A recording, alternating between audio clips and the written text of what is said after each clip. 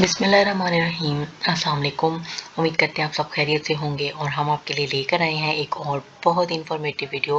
اور آج کی ویڈیو کا جو ٹاپک ہے وہ ہماری ڈیلی روٹین سے ملتا ہے، یعنی ہم اپنی ڈیلی روٹین میں پرفیوم کا استعمال بہت زیادہ کرتے ہیں۔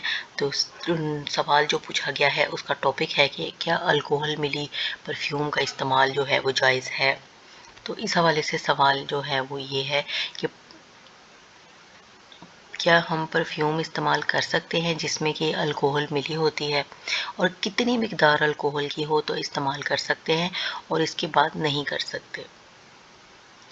پرفیوم کا استعمال پوچھا گیا ہے کہ جس میں الکوہل ملی ہوتی ہے اس کو ہم استعمال کر سکتے ہیں، اور اس کی کتنی مقدار جو ہو الکوہل کی وہ استعمال ہو سکتی ہے، اور اس سے زیادہ جو ہو وہ استعمال نہیں ہو سکتی۔